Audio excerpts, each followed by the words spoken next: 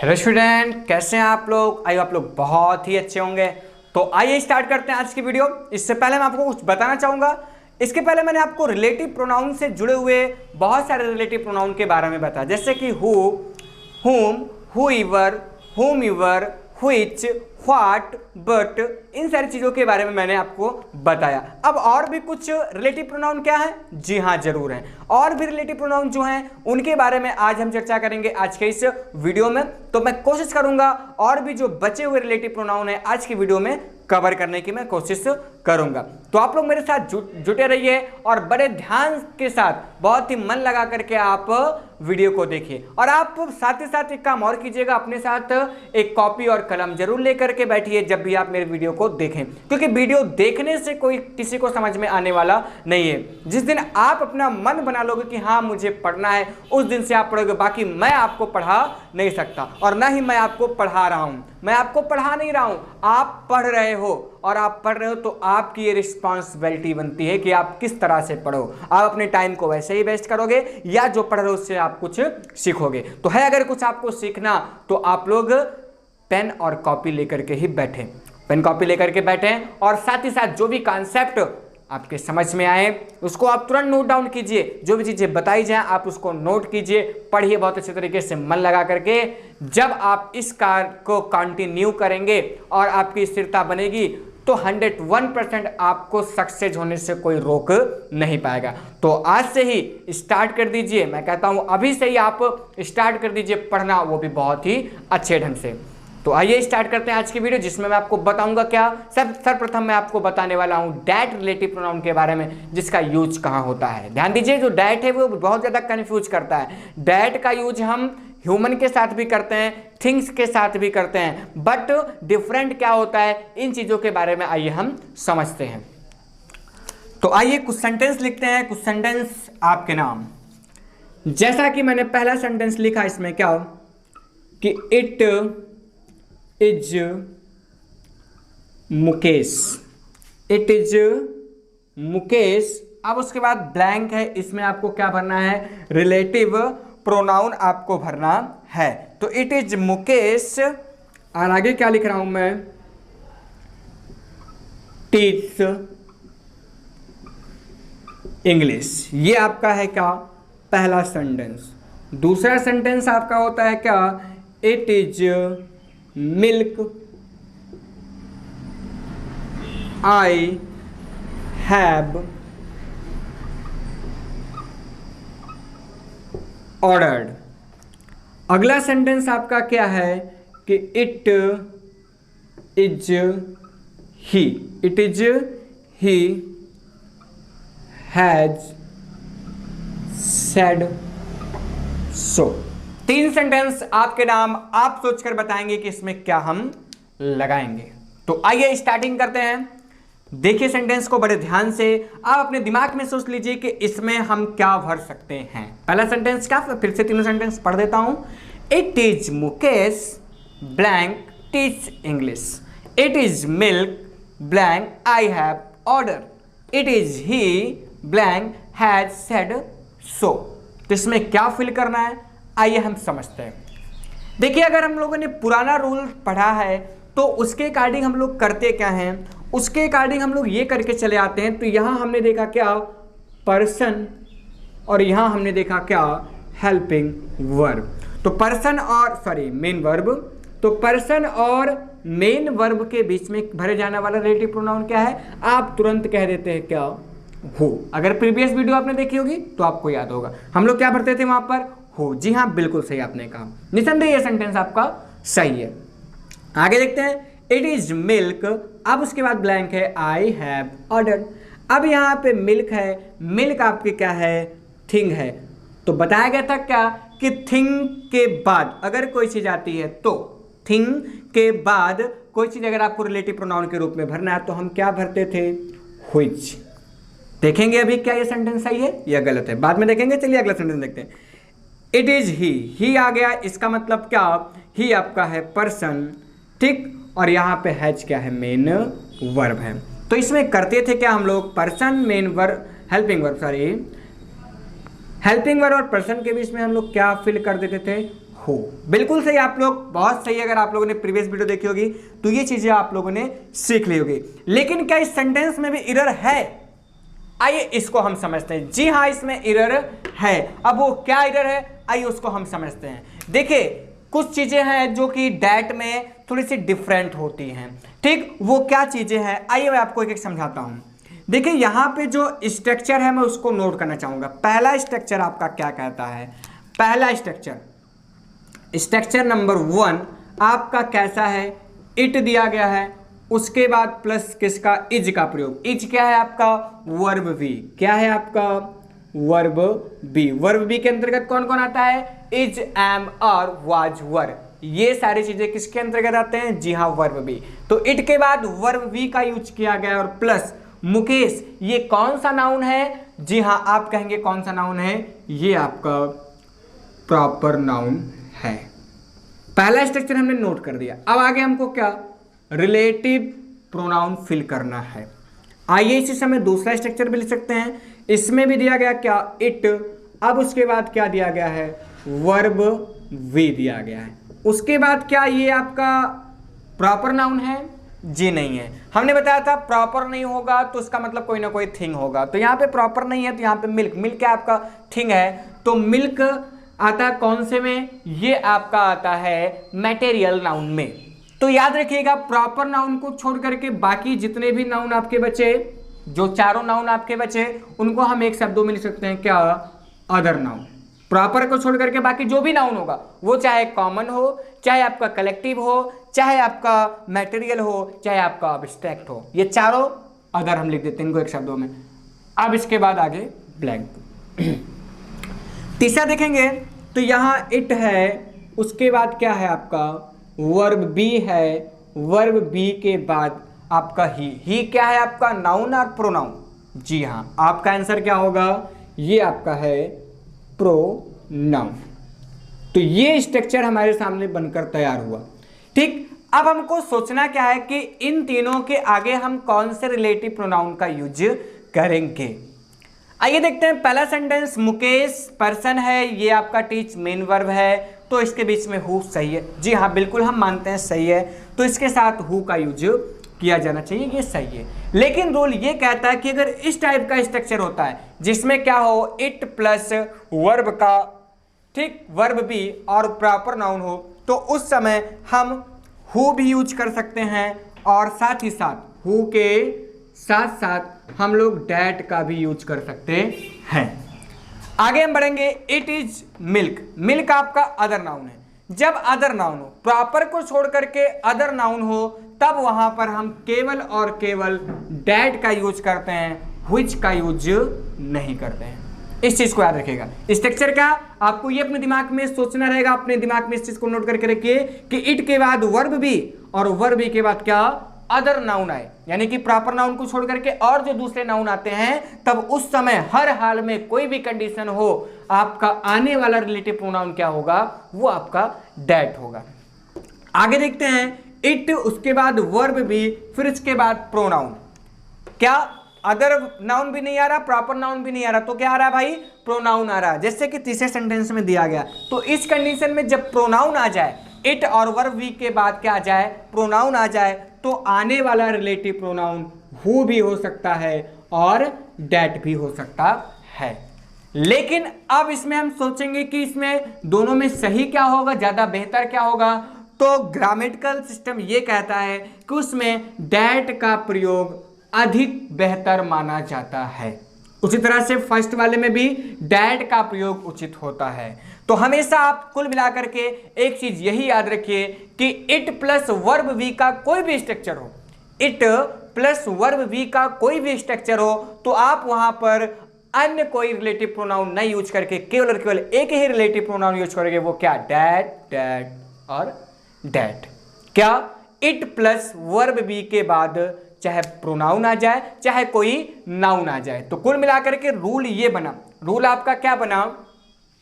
Rule आपका बना, चलिए मैं यही लिख देता हूं। रूल आपका ये बना कि इट, भाई देखिए, इट के साथ या तो इज आएगा प्रेजेंट में, और पास्ट में क्या आ जाएगा? वाज या फिर वाज आ जाएगा।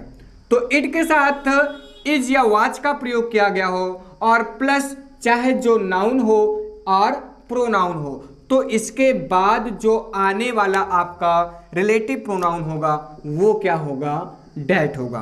तो ये ट्रिक निकल कर आई इन तीनों स्ट्रक्चर से। तो कहने का मतलब क्या कि इट प्लस वर्ब भी, याद रखिएगा, इट प्लस वर्ब भी और प्लस कोई भी नाउन या कोई भी प्रोनाउन। प्रोनाउन में क्या आपका पर्सनल प्रोनाउन ही हो सकता है, ठीक। नाउन और प्रोनाउन हो तो वहां पे हम क्या यूज करेंगे, उसके आगे हम केवल और केवल एक ही रिलेटिव प्रोनाउन यूज करेंगे और वो क्या होगा आपका, जी हाँ, वो आपका क्या होगा, डेट होगा। तो आइए अब इन सारे सेंटेंस को हम थोड़ा सा सही कर लेते हैं। सही क्या करेंगे, आइए इसको हम समझते हैं। चलिए, सेंटेंस आपका क्या कह रहा है कि it is Mukesh, it is Mukesh. अब उसके बाद आपका ब्लैंक दिया गया, तो ब्लैंक में आप हु भी, अगर आप लोगों ने हु भर दिया तो ये गलत नहीं है, ठीक। लेकिन बेहतर क्या होगा, इससे ज्यादा बेहतर क्या होगा, डेट होगा। तो हु और डेट दोनों यूज किया जा सकता है, कब, जब इट वर्ब भी और प्लस क्या आ जाए, कोई प्रॉपर नाउन आ जाए। इट इज मिल्क, अब इसमें क्या होगा, ई, तो इसमें आपका डेट ही यूज होगा, क्यों, क्योंकि ये आपका क्या प्रॉपर नाउन ना होकर के कोई अदर नाउन है, ठीक। आगे यहाँ ही देखिए, ही यहाँ पे प्रोनाउन है, इसलिए यहाँ पर हु का भी यूज करते हैं और डेट का। बेहतर क्या है आपका, बेहतर इन तीनों सेंटेंस में, इन दोनों सेंटेंस में डेट को माना जाता है।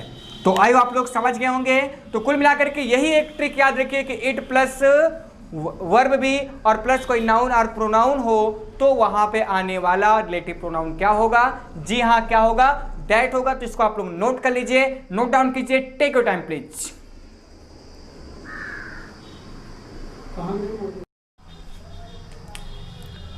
चलिए आइए देखते हैं, ये जो तीनों सेंटेंस दिया गया है, इन तीनों सेंटेंस के हम स्ट्रक्चर को पहले प्राप्त करते हैं कि तीनों सेंटेंस में क्या स्ट्रक्चर है। तो यहाँ पहला स्ट्रक्चर हम देख रहे हैं, लिख रहा है ऑल। अब उसके बाद आपको कोई ना कोई रिलेटिव प्रोनाउन भरना है, ठीक। उसके बाद क्या दिया गया, ग्लिटर्स इज नॉट गोल्ड। अच्छा, यहाँ पे ग्लिटर्स का मतलब होता है दीप्त वस्तुएं, अर्थात सारी चमकती हुई चीजें क्या नहीं हो सकती हैं, गोल्ड अर्थात सोना नहीं हो सकती। तो यहाँ पे किसकी बात हो रही है, क्या किसी पर्सन की बात हो रही है या किसी थिंग्स की, जी हाँ, वेरी गुड। आपने क्या कहा कि यहाँ पे जो आल है वो क्या प्रदर्शित कर रहा है, ये प्रदर्शित कर रहा है किसको, थिंग्स को प्रदर्शित कर रहा है। अगला देखते हैं, all are interested to do this work. जी हाँ, यही से बात हमें समझ में आ गई, डू दिस वर्क। ऑल अर्थात जो सारे लोग हैं वो क्या काम कर रहे हैं। तो यहाँ पे जो ऑल की मीनिंग है, ये थिंग है या कोई पर्सन है या कोई एनिमल, क्या है, आप मुझे बताएंगे सोचकर। जी हाँ, यहाँ पे जो ऑल है वो क्या है, कोई ना कोई ये पर्सन से रिलेटेड करता है। तो यहाँ जो पहला आपका ऑल था वो थिंग था, दूसरा जो ऑल है वो क्या दिखा रहा है, वो किसी पर्सन को दिखा रहा है। आगे देखते हैं, अगला जो है ये तो आप कंफर्म ही कर लिए कि यहाँ पे क्या थिंग्स को दिखा रहा है, और उसके बाद किसका प्रयोग किया गया है, सिंगुलर काउंटेबल नाउन का यूज किया गया है, ठीक। तो यहाँ पे क्या यूज किया गया, सिंगुलर काउंटेबल नाउन का यूज किया गया, अर्थात काउंटेबल नाउन का यूज किया गया है, ऐसा हम कह सकते हैं, ठीक। तो यहाँ पे तीन स्ट्रक्चर बनकर तैयार आया। एक समय कब, जब आल का यूज किस रूप में हो, कोई थिंग्स के रूप में हो। दूसरा क्या, इसमें आल का यूज किसके रूप में हुआ, एक पर्सन के रूप में है। और तीसरा क्या, यहाँ पे जो आल का यूज हुआ है वो एक काउंटेबल नाउन के साथ यूज हुआ है। तो आइए तीनों का हम लोग क्या बनाते हैं। देखिए, अगर आल का यूज, यदि आल का यूज, ये आप लोग लिखिएगा, आल का यूज किसी पर्सन के लिए हुआ है, किसके लिए हुआ है, किसी पर्सन के लिए हुआ है, तो उसके साथ हु भी आ सकता है और डेट भी आ सकता है। इस चीज को याद रखिएगा, अर्थात हम वहां पे हु का भी यूज करते हैं और क्या, डेट का भी यूज कर सकते हैं। कब, जब आल का अर्थ किसी पर्सन से हो, लेकिन उस कंडीशन में जब आल क्या प्रदर्शित कर रहा हो, कोई थिंग्स को प्रदर्शित कर रहा हो, किसको, कोई थिंग्स को प्रदर्शित कर रहा हो या कोई काउंटेबल नाउन को दिखा रहा हो, तो उस समय क्या करते हैं, तो उस समय हम लोग केवल और केवल किसका यूज करते हैं, डेट का यूज करते हैं। कौन से रिलेटिव प्रोनाउन का यूज करते हैं, डेट का। तो ये आपका क्या था, नियम नंबर 2। पहला मैंने आपको बताया था डेट का यूज, अब ये दूसरा यूज हो गया। दूसरा भी आप लोग इसको नोट कर लीजिए, क्या, जब आल का अभिप्राय किसी पर्सन से होगा तो वहां पे हम हु का भी यूज कर सकते हैं और दैट का भी यूज कर सकते हैं, और इसके अतिरिक्त कोई और रिलेटिव प्रोनाउन यूज नहीं किया जाएगा। लेकिन उस समय जब आल किससे रिलेट करता हो, किसी थिंग से या किसी काउंटेबल नाउन से रिलेट करता हो, तो उस कंडीशन में केवल और केवल हम लोग दैट रिलेटिव प्रोनाउन का यूज करेंगे। तो आइए यहां समझते हैं, यहां पे क्या थिंग दिखा रहा है। जी हाँ, देखिए ट्रिक क्या बता रही है कि थिंग हो तो किसका यूज करेंगे, दैट का। तो जी हाँ, इसमें हम लोग क्या फिल कर देंगे, दैट फिल कर देंगे। यहां पे क्या दिखा रहा है, पर्सन, पर्सन दिखा रहा हो तो हम लोग क्या क्या यूज कर सकते हैं, हु भी यूज कर सकते हैं और दैट। सुटेबल क्या माना जाता है, दैट। याद रखिएगा, सुटेबल क्या माना जाता है, दैट। यहां पे देखिए ऑल द पेन्स है, तो यहाँ पेन, ऑल द पेन्स, अर्थात ऑल के साथ साथ क्या सिंगुलर काउंटेबल नाउन भी है, तो उस समय क्या यूज करेंगे हम, दैट का यूज करेंगे। तो इस आल को आप लोग ध्यान दीजिएगा कि अगर किसी भी दिए हुए पहले क्लास में अगर आपका ऑल आता है और वो ऑल कोई पर्सन को इंडिकेट कर रहा है तो वहां पे तो हु और व्हाट, हु और दैट दोनों हो सकता है। लेकिन जब यही ऑल केवल थिंग्स या काउंटेबल नाउन के साथ है तो वो क्या होगा, आपका दैट वहां पे यूज होगा। तो इस चीज को याद रखिएगा। काफी बच्चे इसको गलत करके आते हैं। यहां देखिए ऑल द पेन्स, पेन्स को देखे क्या, पेन्स को देखे ये थिंग्स है तो थिंग के बाद क्या हुइच लगा दी, तो कि सेंटेंस क्या होगा, फिर रॉन्ग हो गया। आप लोगों ने सेंटेंस फिर गलत कर दिया अगर आपने हुइच लगाया। तो इसको याद रखिएगा कि ऑल के साथ अगर कोई सिंगुलर काउंटेबल नाउन आता है तो वहां क्या यूज करेंगे, हम दैट यूज करेंगे। और ऑल किसी पर्सन को दिखाएगा तो हु दैट दोनों, और ऑल किसी थिंग को दिखाएगा तो दैट ही यूज करेंगे। तो आई होप आपको ये भी समझ में आ गया होगा बहुत बढ़िया से। तो इसको आप लोग नोट कर लीजिए, टेक योर टाइम।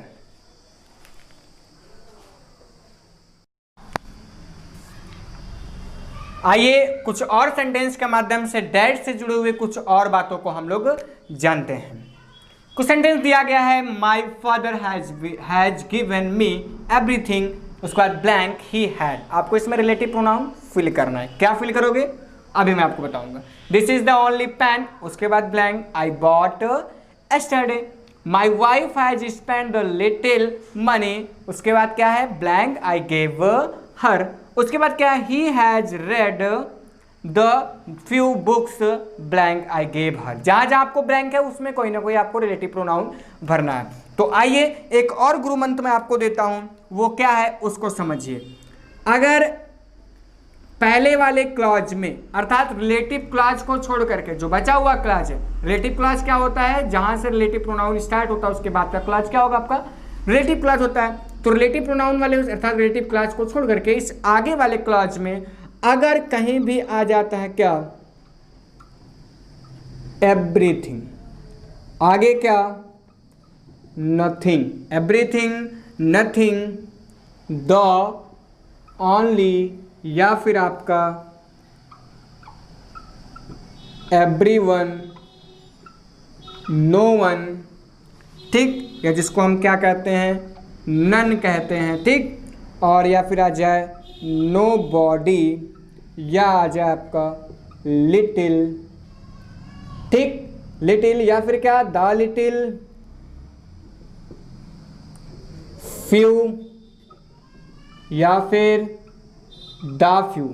ये सारे वर्ड्स अगर आते हैं तो इन सारे वर्ड के आ जाने के बाद, इन सारे वर्ड्स के आ जाने के बाद आने वाला जो रिलेटिव प्रोनाउन रहेगा वो केवल और केवल क्या रहेगा, जी हाँ, आप लोग क्या पढ़ रहे हो, किसके बारे में पढ़ रहे हो भाई, डैड के बारे में। तो इन सारे वर्ड्स के बाद केवल एक ही रिलेटिव प्रोनाउन आएगा और वो क्या है आपका, वो है आपका डैड। अगर इस टाइप के वर्ड्स क्या क्या, everything, nothing, the only, everyone, none, nobody, little, the little, few, the few, इस टाइप के कोई भी वर्ड्स आपको दिखे तो आपको सोचना समझना नहीं है, केवल और केवल आपको कौन से रिलेटिव प्रोनाउन का यूज करना है, यहाँ पर डैड का ही यूज करना है। कब, जब ये सारे वर्ड्स आपको पहले क्लास में दिख जाए। मैं आपको फिर से आपको बता दूं कौन से क्लास की मैं बात कर रहा हूं, मैं उस क्लास की बात नहीं कर रहा हूं जो कि रिलेटिव प्रोनाउन से जुड़ा हुआ होता है, क्योंकि रिलेटिव प्रोनाउन से जुड़े हुए क्लास को हम क्या कहते हैं, जी हाँ, उसको हम क्या कहते हैं, उसको हम कहते हैं रिलेटिव क्लॉज। क्लॉज क्या होता है इसके बारे में भी मैं वीडियो बताऊंगा, लेकिन अभी के लिए केवल आप इसको इतना ही जानिए कि उसके आगे वाला जो क्लॉज होगा, ठीक, उसके आगे वाला जो क्लॉज होगा जिसको हम नॉन डिपेंडेंट क्लॉज बोलते हैं, इसके बारे में हम आगे चर्चा करेंगे उसकी। तो इसके पहले वाले क्लास में अगर आपका everything, nothing, the only, everyone, none, nobody, little, the little, few, the few, ये सारे वर्ड्स आ जाते हैं तो वहां पे आपको क्या यूज करना है, केवल और केवल दैट का ही यूज करना है। तो आइए समझते हैं। My father has given me everything, दिख गया भाई मुझे, एवरीथिंग दिख गया भाई, तुरंत दिख गया, इसको अंडरलाइन कीजिए, यहां दिखा, एवरीथिंग दिखा। सो यहां पे हम लोग क्या फिल करेंगे, जी हाँ बहुत सही आपने कहा, इसलिए हम इसमें क्या फिल करेंगे, दैट फिल करेंगे।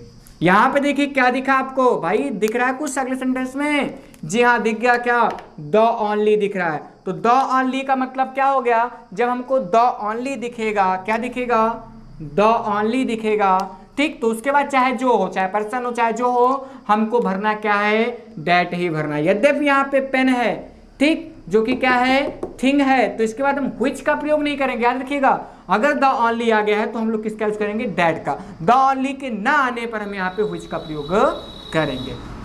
माई wife has spent the little आ गया, द लिटिल आ गया, सो यहाँ पे क्या फिल किया जाएगा, दैट, ठीक। He has read the few आ गया, इसलिए यहाँ पे क्या फिल किया जाएगा, दैट। तो कहने का मतलब इन वर्ड्स को आप थोड़ा सा याद कर लीजिए, इसको याद करना आपके लिए बहुत जरूरी है। अगर इस टाइप के वर्ड्स आते हैं, ठीक, इस टाइप के वर्ड्स आते हैं तो आपको केवल और केवल क्या फिल करना है, दैट ही फिल करना है। तो आई होप ये चीजें आप बहुत अच्छे से समझ गए होंगे। तो आप लोग इसको भी नोट करना चाहें, ये दैट का कौन सा नियम था भाई, तीसरा मैंने आपको बताया, ठीक। आप लोग इसको नोट करना चाहें तो उसको आप लोग नोट कर लीजिए कि इन सारे वर्ड्स अगर आपके आते हैं रिलेटिव क्लास वाले से पहले वाले क्लास में, तो हम वहाँ क्या फिल करेंगे, केवल और केवल एक ही रिलेटिव प्रोनाउन फिल किया जाता है, वो क्या है आपका, दैट है। तो आई होप आप लोग बहुत अच्छे से समझ गए होंगे, इसको आप लोग नोट कीजिए, टेक योर टाइम।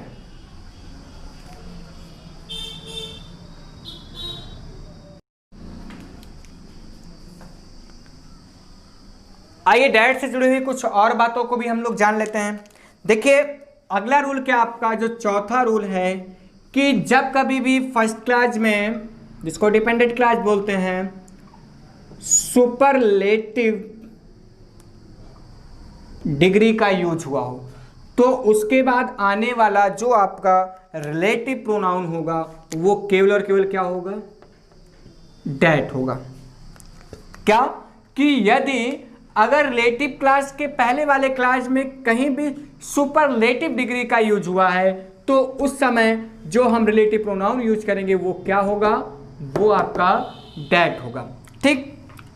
इसके बाद लास्ट क्या है आपका, लास्ट आपका ये है कि अगर कोई ह्यूमन आ जाता है, कोई लिविंग है अर्थात कोई मनुष्य है और उसको जोड़ा गया है, अर्थात दो एंटीसीडेंट है, उसको एंड से जोड़ा गया है और एंड के बाद वाला कोई एनिमल हो या क्या हो, थिंग हो, दो चीजें, पहला क्या हो, ह्यूमन हो और एनिमल, दोनों किससे जुड़े हुए हैं, एंड से, या फिर कोई ह्यूमन या कोई थिंग्स किससे जुड़े हों, एंड से जुड़े हों, तब भी जो आपका आगे आने वाला रिलेटिव प्रोनाउन होगा वो क्या होगा, दैट होगा।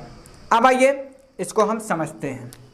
जैसे सेंटेंस में यहाँ पे लिखता हूँ, सेंटेंस क्या है, जैसे मैं कहूँ कि Sita is one of the best girl, Sita is one of the best girl, उसके बाद blank, I have ever scene, ठीक। अगला सेंटेंस आपका क्या है, अगला सेंटेंस यह है कि द मैन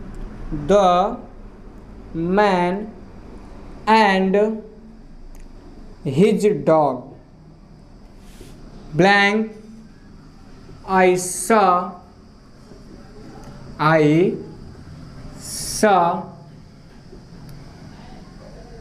yesterday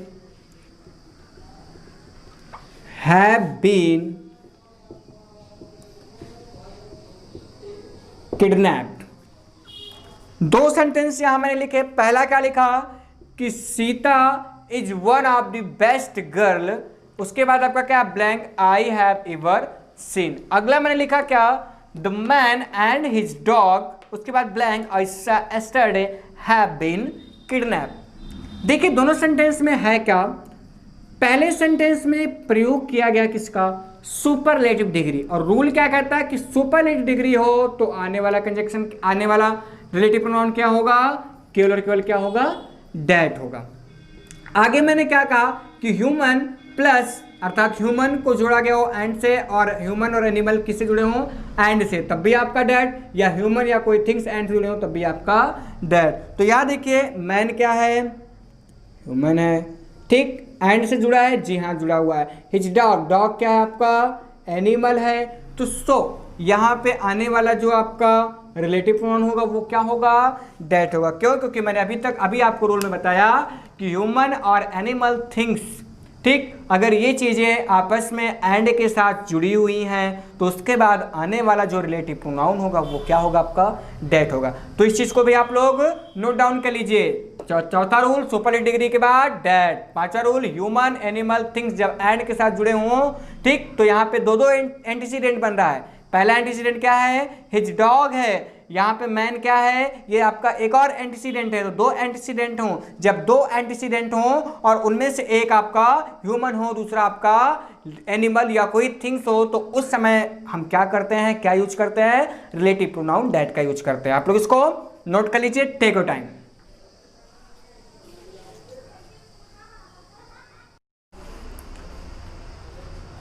तो आइए अब जानते हैं एक और रिलेटिव प्रोनाउन जिसको हम कहते हैं एज। एज का यूज हम कहां करेंगे, आइए इसके बारे में जानते हैं। बहुत ही छोटा सा इसका यूज है, बहुत ही आसानी से आप इसको समझ जाओगे। बस आपको दो चीजें याद रखनी होंगी। पहली चीज क्या, पहली चीज ये कि अगर क्लॉज में सच, टिक और प्लस ए ऑब्लिक एन और प्लस कोई नाउन का यूज किया गया है, या दूसरी चीज क्या हो सकती है, सच प्लस ए एन के साथ कोई आपका पहले एडजेक्टिव है और एडजेक्टिव के बाद आपका क्या है, नाउन है। तो इन दोनों कंडीशन में जो आने वाला आपका रिलेटिव प्रोनाउन होगा वो क्या होगा, एज होगा। दूसरी चीज ये कि अगर क्लॉज में द सेम का कहीं जिक्र हो तो उस कंडीशन में भी हम रिलेटिव प्रोनाउन किसका यूज करेंगे, एज का यूज करेंगे। ये छोटी छोटी ट्रिक मैं आपको बता रहा हूं, क्या कि अगर सच के साथ कोई आर्टिकल ए एन आ रहा है और उसके साथ कोई क्या है, नाउन है, ठीक, तो किसका प्रयोग करेंगे हम, एज का। दूसरी कंडीशन क्या कि सच के साथ ए एन तो आए ही, लेकिन नाउन के पहले क्या आ जाए, कोई एडजेक्टिव भी आ जाए, तब भी हम किसका यूज करेंगे, एज का यूज करेंगे।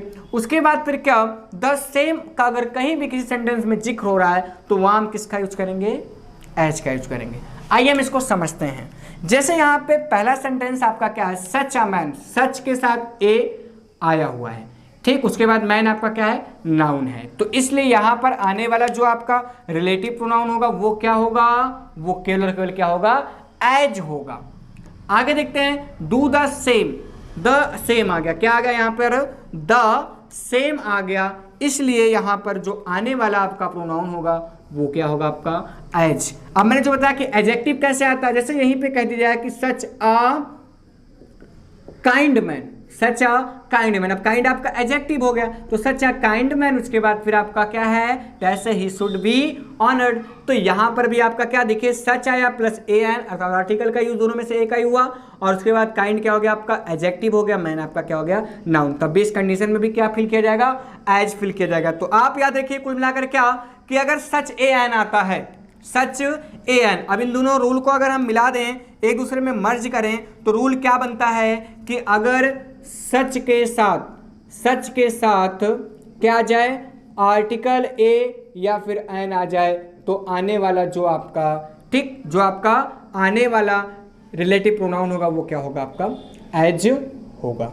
तो आई आप इस बात को, पूरी बात को समझ गए होंगे। तो आप लोग इसको भी नोट कर लीजिए, ये अगला रूल था। अगला आपका रिलेटिव प्रोनाउन क्या था, एज, ठीक, जो कि आपको शायद बुक्स में ना मिले, लेकिन मैं आपको बताने की कोशिश कर रहा हूं। तो आई आप लोग बहुत अच्छे से समझे होंगे, इसको नोट कीजिए, टेक योर टाइम।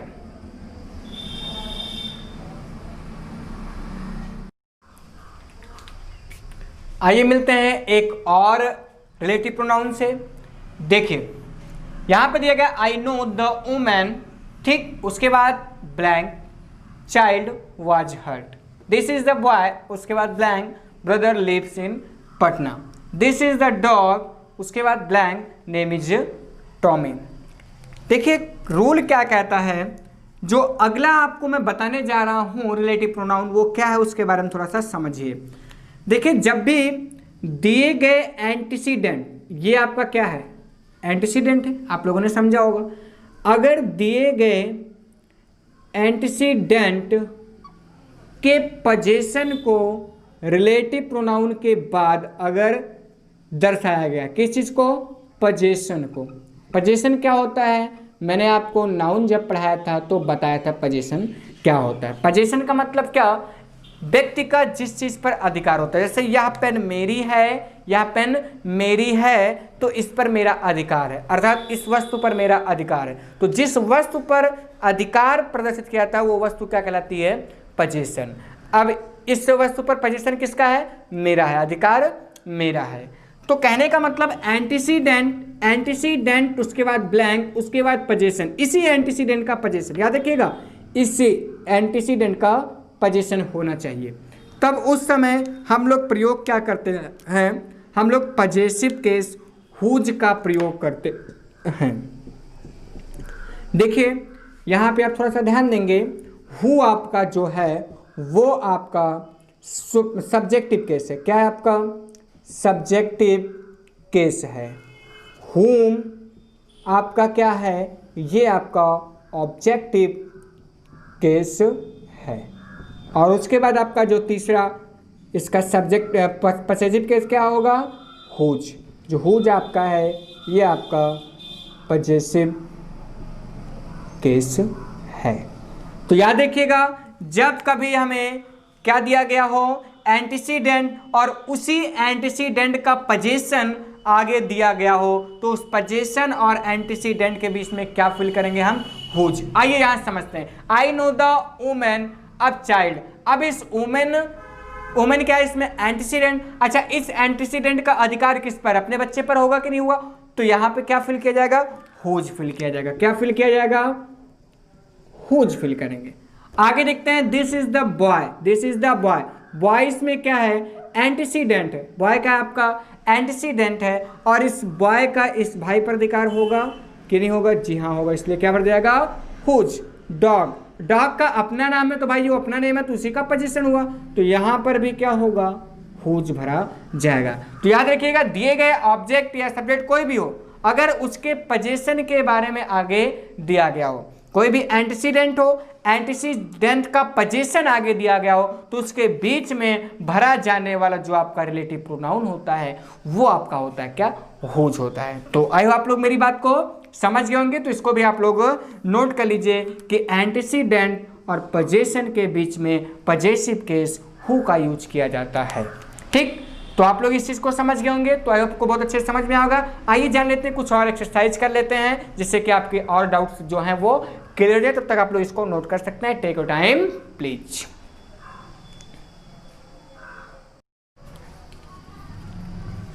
चलिए आइए, कुछ सेंटेंस दिए गए हैं एक्सरसाइज के रूप में, इनको हमें करना है। इसमें रिलेटिव प्रोनाउन भरना, जो मैंने आज रिलेटिव प्रोनाउन पढ़ाया उसी से ये संबंधित है। तो आइए देखते हैं किस में एज भरा जाएगा, या किस में आपका डैड भरा जाएगा, या किस में आपका हुज भरा जाएगा। तो आपको क्या चीज़ें भरनी है, या तो आपको क्या भरना है एज, या फिर आपको भरना है क्या डैड, या फिर आपको भरना है क्या हुज।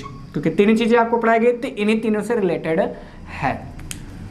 तो पहला सेंटेंस देखते हैं, दिस इज ओनली डंकी।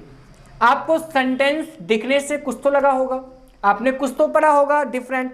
जी हाँ, आपने डिफरेंट क्या पढ़ा यहाँ पर, ओनली। ओनली मैंने बताया था कि अगर ओनली आ गया तो इसके बाद आने वाला जो आपका रिलेटिव प्रोनाउन होगा वो केवल क्या होगा, डैट होगा। आपको मैंने बताया था एवरीथिंग, नथिंग, ठीक, एनीथिंग, ओनली हो गया, द ओनली हो गया, ठीक, little, a little, few, the few, no one, nobody, ठीक, समवन। इस टाइप के जो भी आपके वर्ड्स अगर आपके क्लॉज में आ जाते हैं तो उसके बाद आने वाला जो रिलेटिव प्रोनाउन होगा वो केवल क्या होगा, डैट होगा। तो यहां जैसा कि सेकंड सेंटेंस में आपको क्या दिख रहा है, एनीथिंग, थर्ड में आपको क्या दिख रहा है, नो वन। तो इन दोनों में ही क्या फिल करेंगे हम लोग, इन दोनों में ही हम लोग क्या फिल करेंगे, डैट फिल करेंगे। चौथा सेंटेंस देखते हैं, that was the best boy. The best, यहां देखिए बेस्ट, द बेस्ट आपका क्या है, ये आपका सुपरलेटिव डिग्री है।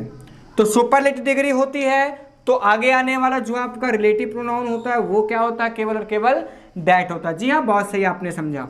आगे देखते हैं, दिया गया है she is not such a beautiful girl. यहाँ देखिए सच आपका आ गया, तो स्ट्रक्चर बना सच प्लस आर्टिकल ए और प्लस ये ब्यूटीफुल आपका क्या है, ये आपका एडजेक्टिव है, और प्लस गर्ल आपका क्या है, नाउन है। तो मैंने बताया था कि सच प्लस ए या an plus adjective plus noun आता है, तो उसके बाद आने वाला जो आपका रिलेटिव प्रोनाउन होगा वो क्या होगा, एज होगा। आगे देखते हैं, ही इज नॉट सच, वही कंडीशन फिर यहाँ आ गई, सच ए आर्टिकल, क्लीवर आपका एडजेक्टिव, बॉय आपका क्या हो गया, नाउन। तो आने वाला जो आपका रिलेटिव प्रोनाउन होगा वो क्या होगा, एज होगा। जी हाँ, बहुत ही आसान लग रहा होगा आपको पढ़ने के बाद, बहुत ही अच्छे तरीके से आप कर पा रहे होंगे। आपके अंदर के जो डाउट होगी वो खत्म होगी अगर आप लोगों ने वीडियो को बहुत अच्छे से देखा है तो। ठीक, नहीं देखा है तो फिर से रिवर्स कीजिए, फिर से देखिए, आएगा जरूर समझ में। He is one of the greatest, greatest का मतलब क्या हुआ, ये आपका है क्या, सुपरलेटिव डिग्री है। क्या है ये आपका, सुपरलेटिव डिग्री है, इसलिए इसके आगे भरा जाने वाला जो आपका प्रोनाउन होगा वो होगा क्या, डैट। मैंने बताया था सुपरलेटिव डिग्री से पहले क्या लगता है, केवल डैट लगता है। आगे देखते हैं, बात करते हैं ओनली। यहाँ तो देखिए आगे ही सेंटेंस में ओनली, मैंने बताया था ये वर्ड चाहे जहाँ आ सकते हैं, क्लास में चाहे जहाँ। जैसे यहाँ पे ओनली देखिए डंकी के पहले आया हुआ है, यहाँ पे देखिए सब्जेक्ट के पहले ही आ गया, यहाँ एनीथिंग देखिए रिलेटिव वर्ब के इंसिडेंट के रूप में आ गया। तो कहने का मतलब ये वर्ड चाहे जहाँ आ सकते हैं, अगर क्लास में है तो केवल और केवल रिक्वायरमेंट जो आपके रिलेटिव प्रोनाउन की होगी वो केवल और केवल क्या होगी, डैट होगी। इसके अलावा और कोई चीज़ भरा नहीं जाएगा। तो आई आपको ये बहुत अच्छे से समझ में आ गया होगा। एक बार मैं फिर से दोहरा देता हूँ, यहाँ पे हमने ओनली देखा इसलिए यहाँ पे क्या लगाया, डैट। यहाँ हमने एनीथिंग देखा इसलिए यहाँ क्या लगाया, यहाँ भी डैट लगाया। यहाँ पे नो वन देखा तो यहाँ भी डैट लगाया। द बेस्ट देखा तो जो कि सुपरलेटिव डिग्री है, इसके आगे भी क्या लगता है, डैट लगता है। सच प्लस ए प्लस एडजेक्टिव प्लस नाउन, तो क्या बढ़ जाएगा, एज। यहाँ सच प्लस ए प्लस एडजेक्टिव प्लस नाउन, तो क्या बढ़ जाएगा, एज। यहाँ ग्रेटेस्ट सुपरलेटिव डिग्री, सो इसमें हमने क्या फिल कर दिया, डैट। यहाँ पे ओनली सबसे पहले ही वर्ड आ गया, मैंने कुछ वर्ड्स आपको बताए थे जो आपको दिखे हैं, तो आप क्या भरेंगे, डैट। तो आपने क्या फिल किया होगा, डैट। आई होप आप लोग का सारा क्वेश्चन जो दिया गया था वो सही होगा, बहुत ही अच्छे तरीके से आपने समझा होगा। आइए कुछ और 2-4 एक्सरसाइज हम लोग देख लेते हैं।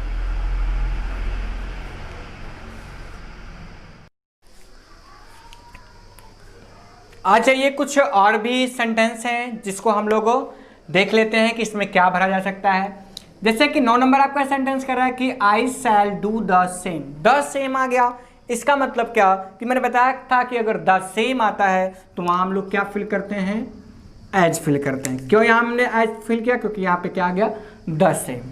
यहाँ पे देखिए द सेम आ रहा है, इसलिए हमने यहाँ पे क्या फिल किया, एज फिल किया। जी हाँ, बहुत अच्छे समझ पा रहे हो। मैंने बताया 10 सेम अगर आए तो क्या फिल करेंगे, हम एज फिल करेंगे। आई कलेक्टेड एज मनी, ठीक, स्पेसिमेंस आई कुड। देखिए सच के अलावा यहाँ पर सच देखिए, जो सच कंपेयर करता है और एज भी कंपेयर करता है। अगर सच के अलावा वहाँ पर, इसलिए मैंने इस सेंटेंस को लिखा जिससे कि आप थोड़ा सा जान जाइए, थोड़ा सा डिफरेंट सब्जेक्ट सेंटेंस है। तो इसमें क्या है, यहाँ पे एज प्लस क्या, मैनी, और प्लस क्या प्रयोग किया गया है, यहाँ पे आपका कोई ना कोई एंटीसीडेंट प्रयोग किया गया है।